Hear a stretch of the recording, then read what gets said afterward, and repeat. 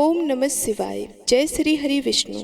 स्वागत है आप सभी का आपके अपने YouTube चैनल पर। मित्रों, भगवान शिव ने स्वयं बताया कि माँ बाप के अच्छे और बुरे कर्मों का फल उनकी औलाद को भोगना पड़ता है। यह बात कहाँ तक सही है?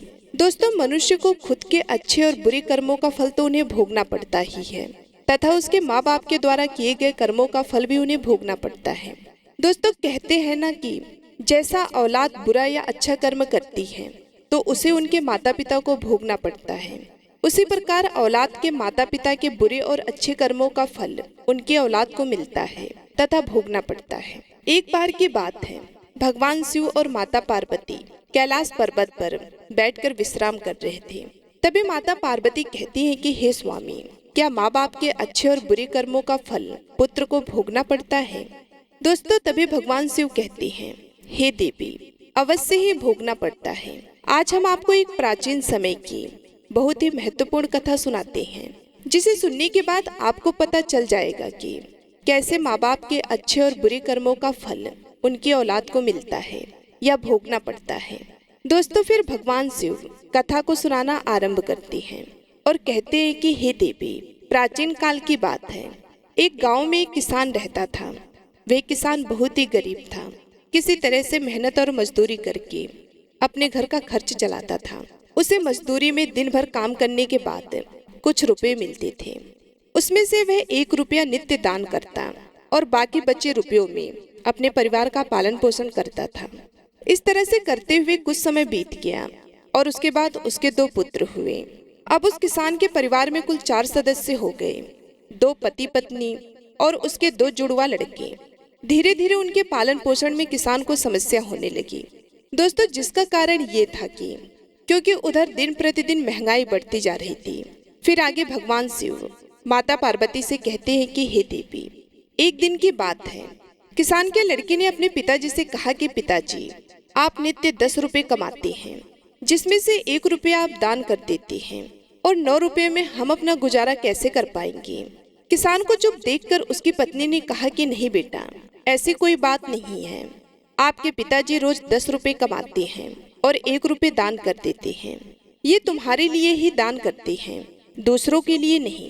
लेकिन वे दोनों लड़के इस बात को नहीं समझते थे, क्योंकि वो दोनों नन्हे बालक थे। फिर आगे भगवान शिव कहते हैं कि हे देवी पार्वती, फिर इसी तरह से कुछ समय बीतता गया और किसान के दोनों लड़के धीरे धीरे बड़े होने लगे। इधर किसान एक दिन काम करके अपने घर वापस लौट रहा था और लौटते समय किसान की अचानक से मृत्यु हो जाती है। जब किसान की पत्नी और उसके दोनों लड़के को पिता की मृत्यु की खबर मिली तो उनको बड़ा दुख हुआ। एक दिन किसान के दोनों लड़कों ने अपनी माँ से पूछा कि माताजी, हमारे पिताजी कहाँ चले गए हैं? किसान की पत्नी ने कहा कि बेटी, तुम्हारे पिताजी हम सबको छोड़ करके भगवान भोले बाबा के पास चले गए हैं। जब तुम्हारे पिताजी थे तो रोजाना 10 रुपए कमाते थे और 5 रुपए की बचत करते थे। हमारा पालन पोषण उसी में करते थे, बाकी 1 रुपया वह दान करते थे। अब हमारा पालन पोषण कैसे होगा? कैसे हमारा पेट भरेगा? माँ ने अपने दोनों बच्चों से कहा कि बेटो, जिस घर में गरीबी होती है उसका कोई सहायक नहीं होता, उससे सभी लोग दूर भागने लगते हैं, सिवाय भगवान के बेटो, क्योंकि वही गरीबों के सहायक होते हैं। बेटों ने अपनी माँ से कहा कि माताजी, ऐसा मत सोचिए, हम दोनों भाई भगवान भोले बाबा के पास जाएंगे और अपने पिताजी को उनसे वापस लेकर आएंगे, क्योंकि हमारे भगवान भोले बाबा बड़े ही दयालु हैं। वे हमारे दुखों को देखकर हमारे ऊपर अवश्य ही उन्हें दया आएगी और वे हमारे पिताजी को हमारे साथ अवश्य ही भेज देंगे। दोस्तों, फिर आगे भगवान शिव माता पार्वती से कहते हैं कि हे देवी, उन दोनों नन्हे बच्चों की बातों पर उसकी माँ ध्यान नहीं देती है। एक दिन की बात है, किसान की पत्नी अपने दोनों लड़कों को घर पर छोड़ करके गांव में किसी के यहाँ काम के लिए चली गई और उधर जो उनके दोनों लड़के थे, वे दोनों भाई आपस में सोचने लगे, क्यों ना हम कैलाश पर्वत पर भगवान शंकर के पास चलें और अपने पिताजी को वापस लेकर आएं। ऐसा सोच करके अपने पिताजी को लाने के लिए वे दोनों भाई अपने घर से चल देते हैं। दोस्तों, उन दोनों भाइयों को चलते चलते काफी समय बीत गया।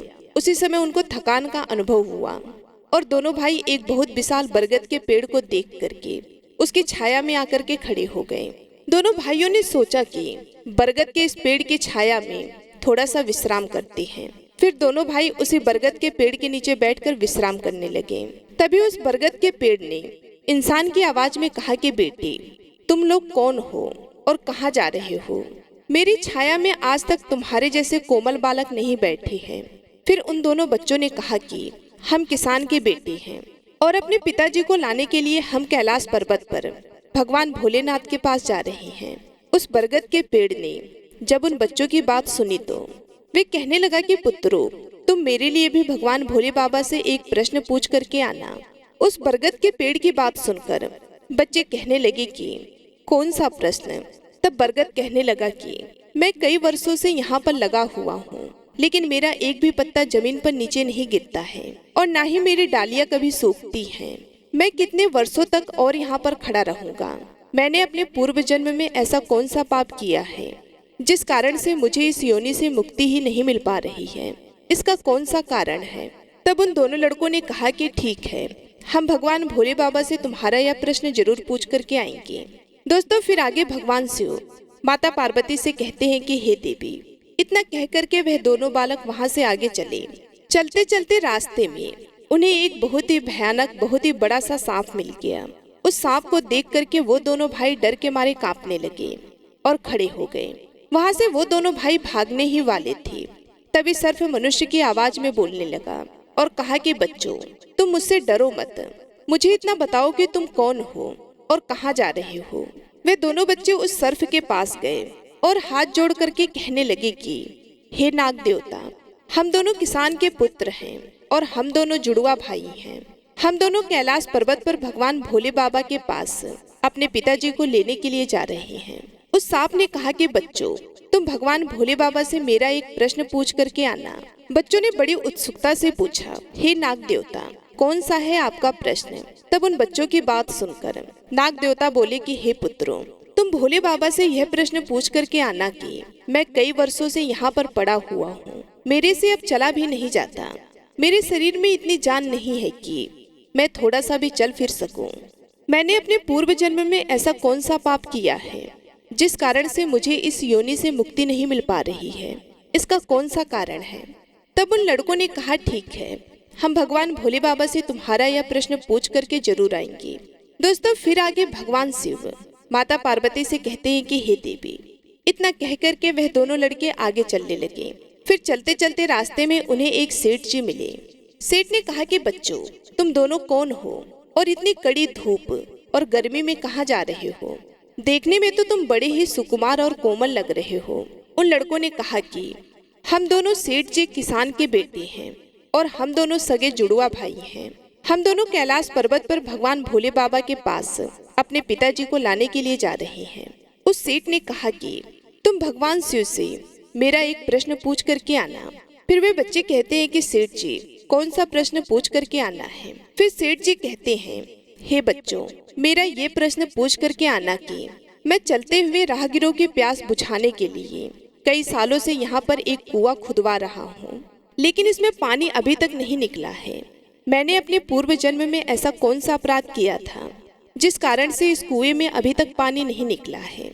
मैंने इसमें बहुत सारे पैसे भी खर्च कर दिए हैं, इसका क्या कारण है? उन लड़कों ने कहा कि सेठ जी, हम भगवान भोले बाबा से तुम्हारा यह प्रश्न पूछ करके जरूर वापस आएंगे। दोस्तों, फिर आगे भगवान शिव माता पार्वती से कहते हैं कि हे देवी। इतना कह करके वो दोनों बालक वहाँ से आगे की ओर चल दिए। चलते चलते रास्ते में उन्हें एक बहती हुई नदी मिली। फिर धीरे धीरे दोनों भाई नदी के किनारे पर पहुँचे तो उस नदी से एक मछली निकलकर उनके पैरों के पास आ गई और कहने लगी कि हे बच्चों, तुम कौन हो और कहाँ जा रहे हो?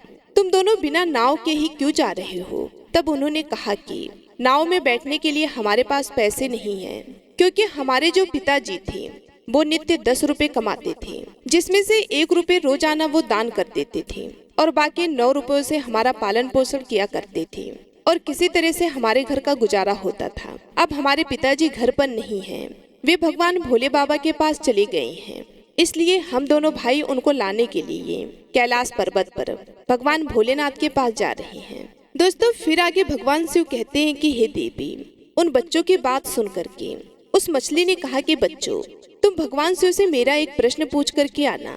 कई वर्षों से मैं इस नदी में भटक रही हूँ। मेरी 7 पीढ़ियां गुजर गई हैं, परंतु मैं अभी तक इस नदी में ही रह रही हूँ। मैंने अपने पूर्व जन्म में ऐसा कौन सा अपराध किया था जिसके कारण मुझे इस योनि से मुक्ति नहीं मिल पा रही है? इसका क्या कारण है? तब उन लड़कों ने कहा, ठीक है, हम भगवान भोलेनाथ जी से तुम्हारा यह प्रश्न जरूर पूछेंगे और वापस आते समय तुम्हें बता करके जाएंगे। इतना कह करके वो दोनों लड़के वहाँ से आगे बढ़े।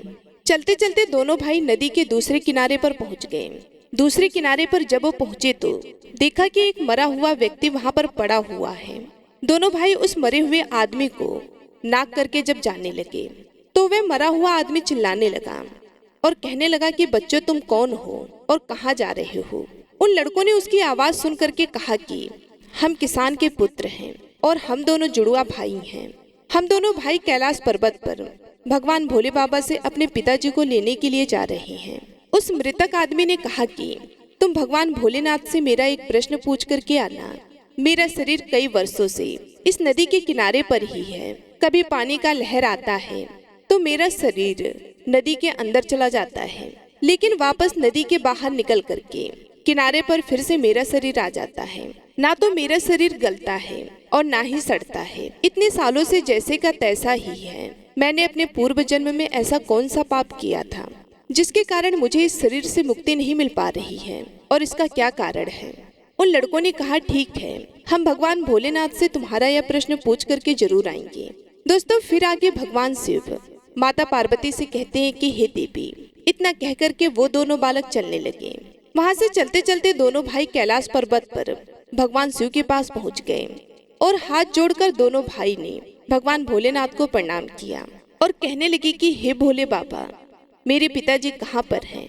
जब हमारे पिताजी घर पर थे तो वो रोजाना 10 रुपए कमाते थे और जिसमें से 1 रुपये दान करते थे और बाकी रुपयों से हम लोगों का पालन पोषण किया करते थे। लेकिन अब वो जब घर पर नहीं है तो हम दोनों भाई और हमारी माँ भूखे मर रहे हैं। आप उन्हें जल्दी से हमारे साथ हमारे घर पर भेज दीजिए।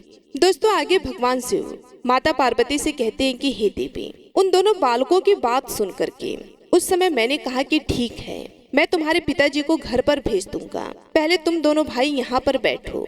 तब मैंने उन दोनों बालकों को अपने पास में बिठाया और उनको भोजन कराया और भोजन कराने के बाद पूछा कि तुम दोनों भाइयों को और क्या चाहिए। फिर इन दोनों लड़कों ने रास्ते में जो जो उनको मिला था उनके प्रश्न भगवान भोलेनाथ से पूछे। भगवान भोले बाबा ने उन सभी के प्रश्नों का उत्तर दिया और कहा कि हे पुत्रों, तुम दोनों जाते समय उन सबको उनके उत्तर बताते जाना। फिर मैंने उन दोनों बालकों को कहा कि तुम दोनों अपने घर पर जाओ, तुम्हारी माँ तुम्हारा इंतजार कर रही है, तुम्हारे पिताजी तुम्हारे घर पर पहुँच जाएंगे। फिर दोनों भाई भगवान भोलेनाथ को प्रणाम करके वहाँ से वापस अपने घर के लिए चलने लगे। चलते चलते रास्ते में सबसे पहले उन्हें वही मरा हुआ आदमी मिला जो नदी के किनारे पर पड़ा हुआ था। उन दोनों लड़कियों को देख करके वे मरा हुआ आदमी कहने लगा कि बच्चों, तुमने भगवान भोले बाबा से मेरा प्रश्न पूछा था? तब उन्होंने कहा कि हाँ, हमने भगवान भोलेनाथ से तुम्हारा प्रश्न पूछा था। भगवान भोलेनाथ ने कहा कि तुम पहले बहुत बड़े विद्वान थे, परंतु किसी को भी अपना ज्ञान नहीं बांटते थे। अब मर गए हो तो वे ज्ञान तुम्हारे अंदर ही अंदर खोल रहा है। जब तक तुम अपना ज्ञान किसी को नहीं बांटोगे तब तक तुम्हारी आत्मा को शांति नहीं मिलेगी। फिर दोस्तों, आगे भगवान शिव माता पार्वती से कहते हैं कि हे देवी। फिर उस मृतक आदमी ने कहा कि बच्चों, अब ऐसी हालत में मेरे पास ज्ञान लेने के लिए कौन आएगा? तुम ही मेरा ज्ञान ले लो। फिर उस मृतक आदमी ने दोनों भाइयों को जितना भी उसके पास ज्ञान था वे सारा ज्ञान उन दोनों बालकों को दे दिया और ज्ञान देने के बाद तुरंत ही उसकी आत्मा को मोक्ष की प्राप्ति हो गई। फिर दोनों भाई वहां से आगे चल पड़े। चलते चलते उन्हें वही मछली मिली। मछली ने कहा कि बच्चों, क्या तुमने भगवान भोले बाबा से मेरा प्रश्न पूछा था? उन दोनों बालकों ने कहा कि हाँ, भगवान भोलेनाथ से मैंने तुम्हारा प्रश्न पूछा था। उन्होंने कहा कि तुम्हारे अंदर अमृत है, जब तक तुम इस अमृत को किसी को नहीं दोगी तब तक तुम ऐसे ही व्याकुल रहोगी। फिर मछली ने कहा कि बच्चों, अब कौन मिलेगा? मुझसे तुम ही मेरा अमृत ले लो। फिर मछली ने अपना अमृत उन दोनों बच्चों को दे दिया और अमृत देते ही उस मछली की आत्मा को मोक्ष की प्राप्ति हो गई। इस तरह से दोनों भाई वहां से आगे बढ़े तो चलते चलते रास्ते में उन्हें वही सेठ मिला जो राहगीरों के लिए कुआं खुदवा रहा था। उस सेठ ने जैसे ही उन दोनों बालकों को देखा तो बड़े प्रेम से हाथ जोड़ करके कहने लगा कि बेटो, तुम दोनों लोगों ने मेरा प्रश्न भगवान भोले बाबा से पूछा था। उन्होंने कहा कि हाँ पूछा था। भगवान भोलेनाथ ने कहा कि आपके घर में 2 जवान कन्याएं कुंवारी बैठी हुई हैं। जब तक आप उन दोनों कन्याओं का विवाह नहीं करेंगे और कन्यादान नहीं करेंगे तब तक इस कुआं में पानी नहीं निकलेगा। पहले जो तुम्हारा कर्म है उसे करिए, जो ईश्वर ने तुमको दायित्व सौंपा है। पहले आप कन्यादान करो, उसके बाद इस कुएं को खुदवाओ। दोस्तों, फिर उस सेठ ने कहा कि मैं अपनी कन्याओं के लिए लड़का कहाँ ढूंढने के लिए जाऊंगा।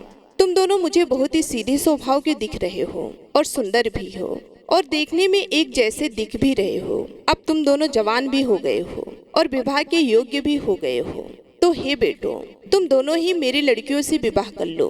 दोस्तों, फिर आगे भगवान शिव माता पार्वती से कहते हैं कि हे देवी। फिर उस सेठ ने अपनी दोनों लड़कियों का विवाह उन दोनों लड़कों के साथ कर दिया। फिर सेठ ने वहां से अपनी दोनों बेटियों को बहुत सारा धन देकर विदा कर दिया। अब दोनों भाई आगे चलने लगे। चलते चलते रास्ते में उनको वही सर्फ मिला। उस सर्फ ने कहा कि बच्चों, क्या तुमने भगवान भोले बाबा से मेरा प्रश्न पूछा था? तब उन्होंने कहा हाँ पूछा था। भगवान भोलेनाथ ने कहा कि तुम्हारे पास जो नागमणि है, तुम उस नागमणि को धरती पर नहीं उगलते हो और ना ही कभी इस मणि को किसी को दान दिया है। जब तक तुम इस मणि का दान नहीं करोगे तब तक तुम्हारा शरीर ऐसे ही बना रहेगा।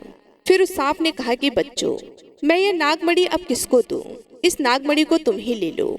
फिर उस सांप ने अपनी नागमणि को उन दोनों बच्चों को दे दिया।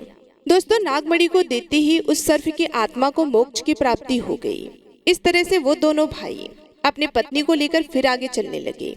चलते चलते रास्ते में उन्हें वही बरगद का विशाल पेड़ मिला, जिसके नीचे छाया में वो विश्राम करने के लिए बैठे थे।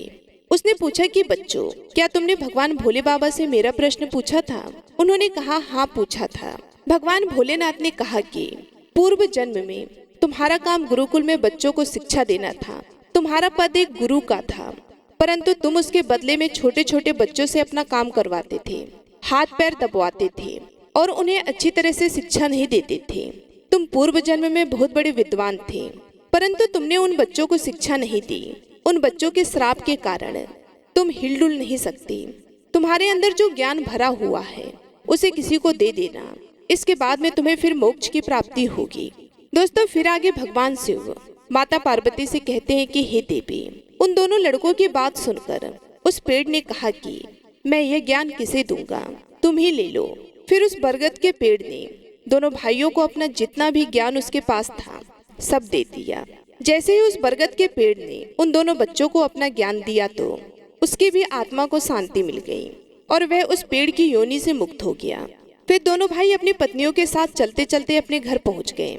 जब दोनों भाई अपने घर पहुंचे तो किसान की पत्नी उनको देख करके बड़ी खुश हुई और कहने लगी कि बेटो, तुम दोनों कहाँ चले गए थे और यह दोनों लड़कियां तुम्हारे साथ में कौन है?